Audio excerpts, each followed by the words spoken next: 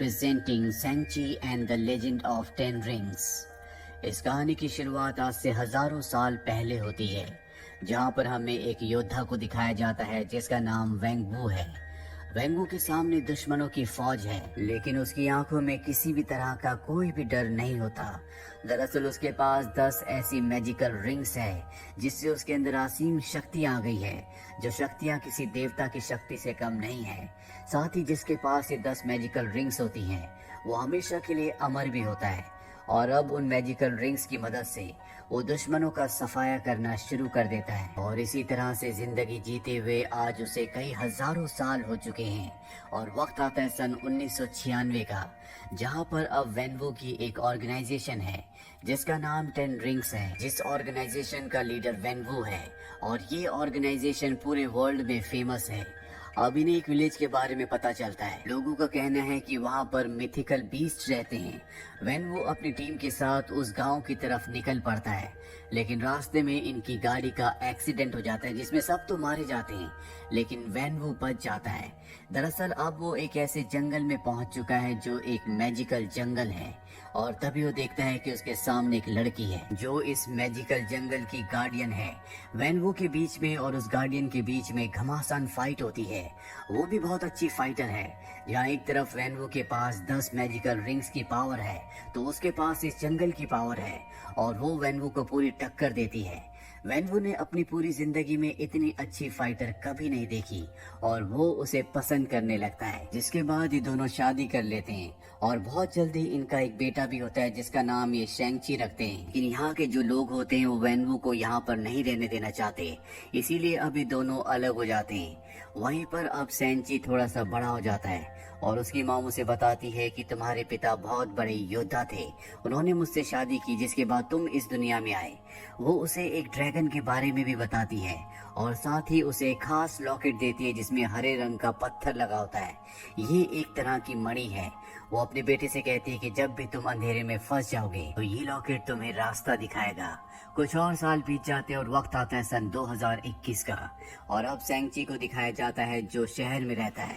उसने अपना नाम भी बदल लिया है। उसकी पास्ट की जिंदगी के बारे में कोई कुछ नहीं जानता, और अब वो एक वैले पार्किंग का काम करता है जहाँ पर उसकी एक दोस्त भी होती है जिसका नाम केटी है। शैंग-ची और केटी जब ट्रेन से अपने काम पर जा रहे होते हैं, तभी कुछ लोग आते हैं और वो शैंग-ची से कहते हैं कि तुम्हारे गले में जो लॉकेट है वो हमारे हवाले कर दो। ये वही लॉकेट होता है जो बचपन में शैंग-ची की मॉम ने उसे दिया था। शैंग-ची मना कर देता है, और जब वो लोग उसके ऊपर हमला करते हैं तो शैंग-ची अपनी पावर्स का इस्तेमाल करके उन सबको बहुत बुरी तरह से मारता है। ये देखकर उसकी दोस्त केटी पूरी तरह से हैरान हो जाती है, क्योंकि आज से पहले उसने कभी शैंग-ची को लड़ते हुए नहीं देखा। और अब यहाँ पर रेजर फीस्ट भी आ जाता है जिसका एक हाथ नहीं होता, उसके एक हाथ की जगह तलवार यानी कि ब्लेड होती है, जो कि बहुत ही खतरनाक होती है, और वो शैंग-ची के ऊपर हमला कर देता है। इन दोनों के बीच में घमासान फाइट होती है और बाद में सब के सब यहाँ से चले जाते हैं। और तभी शैंग-ची देखता है कि उसके गले में उसका लॉकेट नहीं है, यानी कि रेजर फीस्ट उसका लॉकेट लेकर यहाँ से चला गया। शैंग-ची को पता होता है कि उसके पास ऐसे 2 लॉकेट थे। एक लॉकेट उसकी मॉम ने उसे दिया था और एक उसकी छोटी बहन को, और वो जानता है कि उसकी छोटी बहन की जान अब खतरे में है, इसीलिए किसी भी कीमत पर वो अपनी बहन तक पहुंचना चाहता है। केटी शैंग-ची के इस रूप को देखकर पूरी तरह से हैरान होती है। वो उससे पूछती है कि ये लोग कौन थे। वो बताता है कि इन सब को मेरे पिता ने यहाँ भेजा था क्योंकि उन्हें वो लॉकेट चाहिए था। उन्होंने एक लॉकेट हासिल कर लिया है और अब वो मेरी बहन तक पहुँचने की कोशिश करेंगे। इससे पहले कि वो उस तक पहुँचे मुझे अपनी बहन तक पहुँचना होगा। इसके बाद ये दोनों के दोनों मकाऊ के लिए निकल पड़ते हैं क्योंकि उसकी बहन मकाऊ रहती है। रास्ते में शैंग-ची से बताता है कि जब मैं छोटा था तो मेरी मॉम की मृत्यु हो गई थी, जिसके बाद मेरे पिता ने मुझे हार्ड ट्रेनिंग देना शुरू कर दिया। जब मैं 14 साल का हुआ तो मैं एक बहुत बड़ा फाइटर बन गया था।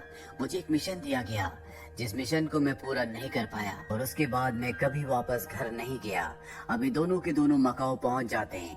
शैंग-ची किसी भी कीमत पर अपनी बहन को ढूंढना चाहता है, ये दोनों एक फाइट क्लब में पहुंच जाते हैं जहां बड़े बड़े योद्धा एक दूसरे से लड़ रहे होते हैं। और अब शेंग-ची को भी फाइट के लिए मना लिया जाता है। जब वो केज के अंदर जाता है तो वहां पर एक फीमेल वॉरियर आती है। इन दोनों के बीच में बहुत खतरनाक फाइट होती है और तभी शेंग-ची को पता चल जाता है कि ये और कोई नहीं बल्कि उसकी छोटी बहन है। इसका नाम शाइलिंग है। वो शाइलिंग को रोकने की कोशिश करता है लेकिन उसकी बहन उसे बहुत मारती है क्योंकि वो उससे नाराज होती है। और अब जब इनकी फाइट खत्म हो जाती है तो हमें फ्लैशबैक में सीन दिखाया जाता है जब ये छोटे थे। जब शेंग-ची के पिता ने उसे मिशन दिया था तब उसकी छोटी बहन ने उसे कहा था कि तुम मत जाओ, नहीं तो मैं अकेली रह जाऊंगी। पर शेंग-ची ने उससे वादा किया था कि मैं जल्दी वापस आऊंगा, पर वो मिशन को पूरा नहीं कर पाया और कभी वापस नहीं आया। शेंग-ची की बहन उसे फाइट में हरा देती है, जिसके बाद वो उसे बताती है कि ये फाइट क्लब मेरा ही है। शेंग-ची से कहता है कि अगर तुम इतनी पावरफुल थी तो तुमने मुझे यहाँ पर क्यों बुलाया, तुमने मुझे पोस्ट कार्ड क्यों भेजा। दरअसल शेंग-ची को एक पोस्ट कार्ड मिला होता है जिसमें बचपन में उसकी मॉम जो उन्हें ड्रैगन की फोटो बनाकर दिखाया करती थी उसी तरह का ड्रैगन बना हुआ था और उसे ऐसा लग रहा था कि उसकी बहन ने उसे पोस्ट कार्ड भेजा है। और अब शेंग-ची की बहन उसे बताती है कि मैंने तुम्हें पोस्ट कार्ड नहीं भेजा, ये हमारे पिता की चाल है। और अब यहाँ पर एक बार फिर से उसके पिता के आदमी आ जाते हैं जिसमें रेजर फीस्ट भी होता है और एक और होता है जिसका नाम डेथ है। अब इनके बीच में फाइट होना शुरू हो जाती है और इसी फाइट के दौरान शेंग-ची की बहन के गले से डेथ उस लॉकेट को ले लेता है। वो यहाँ से निकलने वाला होता है कि शेंग-ची उसके ऊपर हमला कर देता है। इन दोनों के बीच कुंग-फू फाइट होती है लेकिन शेंग-ची उससे भी ज्यादा स्ट्रॉन्ग है क्योंकि शेंग-ची ने बचपन से इसी तरह की कलाओं की ट्रेनिंग ली है और शेंग-ची इससे पहले कि डेथ को मारता। यहाँ पर शेंग-ची के पिता वेंगवू आकर उसे रोक लेते हैं। वो शेंग-ची से कहते हैं कि मुझे पता था कि मेरा कोई भी योद्धा तुम्हें नहीं हरा सकता क्योंकि तुम मेरे बेटे हो। और इसके बाद वेंगवू अपने दोनों बच्चों को और केटी को हेलीकॉप्टर से उस जगह ले जाते हैं जहाँ पर वो खुद रहते हैं।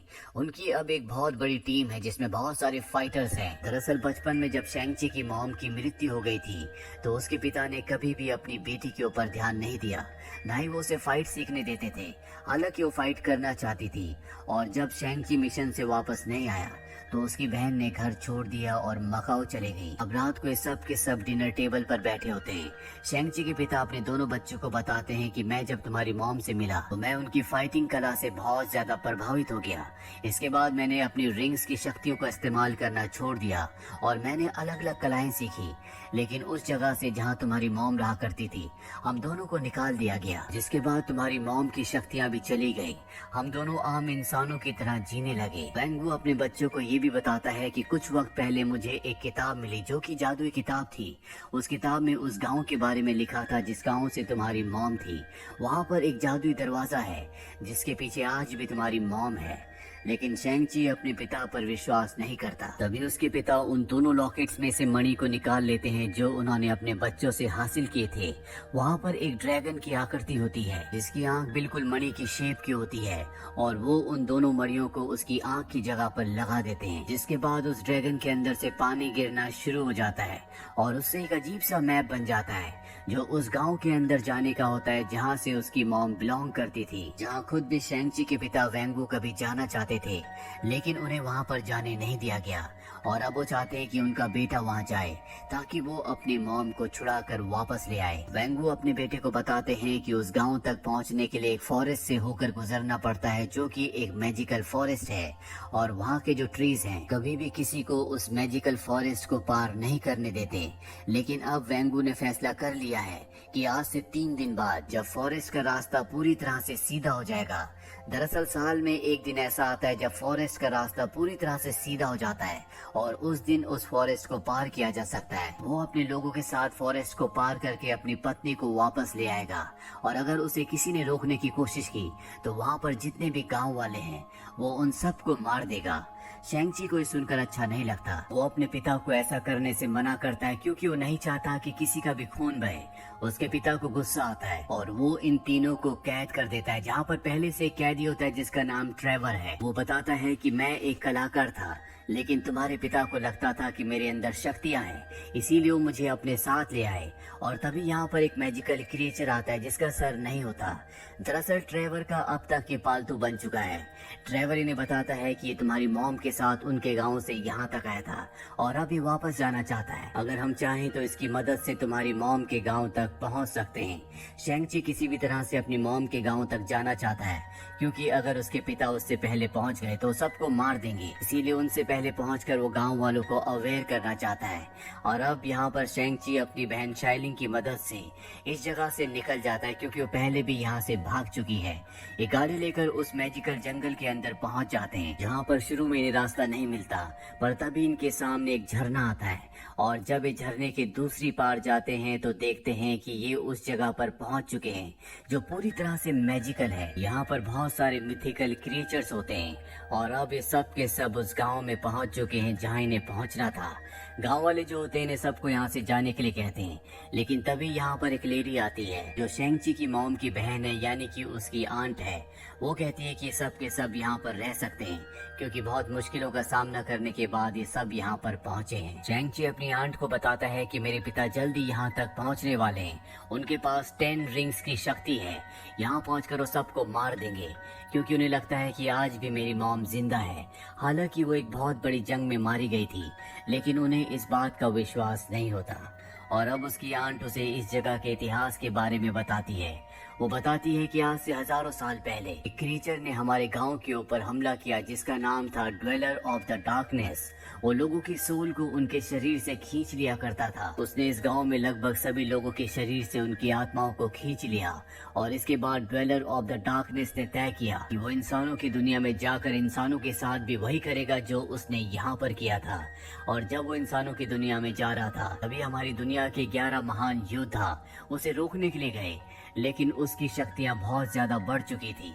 वो उसके सामने टिक नहीं पाए, जिसके बाद हमें हमारे ग्रेट प्रोटेक्टर यानी कि चाइनीज ड्रैगन ने बचाया। उसने उस ड्वेलर ऑफ द डार्कनेस को और उसके सभी सोल ईटर्स को एक वॉल के पीछे कैद कर दिया, और हम सब इस गांव में रहकर उस वॉल की रक्षा करते हैं। तो शेंगची को ये भी बताती है कि हो सकता है कि ड्वेलर ऑफ द डार्कनेस जो कि वॉल के पीछे कैद है, वो तुम्हारे पिता के दिमाग को कंट्रोल करके उनसे काम करवाना चाहता हो, क्योंकि इस दुनिया में तुम्हारे पिता इकलौते ऐसे इंसान है जिनके पास 10 रिंग्स की शक्तियां हैं, और वो ही उस वॉल को तोड़ सकते हैं। इसके बाद शेंगची की आंट उसे यहाँ पर फाइट की कला भी सिखाती है। साथ ही ये भी बताती है कि आज से कई साल पहले जब तुम्हारे पिता और तुम्हारी मॉम इसी गांव में रहते थे, तो तुम्हारे पिता ने अपने रिंग्स को उतार दिया था, लेकिन इस गांव के लोगों ने उन्हें यहाँ से जाने के लिए कहा, क्योंकि वो इस गांव के लिए सुरक्षित नहीं थे। तुम्हारी मॉम ने भी तुम्हारे पिता के साथ इस गांव को छोड़ दिया। वो अब आम इंसान थे। तुम्हारे पिता के बहुत सारे दुश्मन थे, और उन्हीं दुश्मनों में से कुछ दुश्मनों ने तुम्हारी मॉम को मार दिया। और जब तुम्हारे पिता को ये बात पता चली, तो उन्होंने एक बार फिर से रिंग्स को पहन लिया, जिसके बाद उसने कुछ लोगों को मार दिया। लेकिन जिस आदमी ने सच में उसकी पत्नी को यानी कि शेंगची की मॉम को मारा था, उसने उसे नहीं मारा, क्योंकि वो चाहता था कि उसका बेटा उसे मारे। और यही वो मिशन था जो 14 साल की उम्र में शेंगची को दिया गया था, जिसे वो पूरा नहीं कर पाया था, और वो कभी वापस घर नहीं आया। पर रात को वो अपने दोस्त केटी को बताता है कि उसने मिशन पूरा कर दिया था। उसने उस आदमी को मार दिया था, पर उसकी मॉम ने उसे सिखाया था कि कभी किसी की जान नहीं लेनी, इसीलिए वो कभी वापस लौट कर नहीं आया। अब अगली सुबह दिखाया जाता है, जहाँ पर शेंगची के पिता अपने लोगों के साथ यहाँ पर आ जाते हैं। गांव वाले भी उनसे लड़ने के लिए तैयार है, और यहाँ पर एक घमासान फाइट शुरू हो जाती है। शेंगची अपने पिता का सामना करता है, इन दोनों के बीच में फाइट होती है, और तभी शेंगची के पिता अपनी 10 रिंग्स की पावर का इस्तेमाल करके उस पर हमला करते हैं, जिससे वो दूर पानी के अंदर जा गिरता है। और अब शेंगची के पिता उस वॉल तक पहुंच जाते हैं, जिसके पीछे उन्हें लगता है कि उनकी पत्नी है, लेकिन उसके पीछे ड्वेलर इन द डार्कनेस और उसके सोल ईटर्स हैं।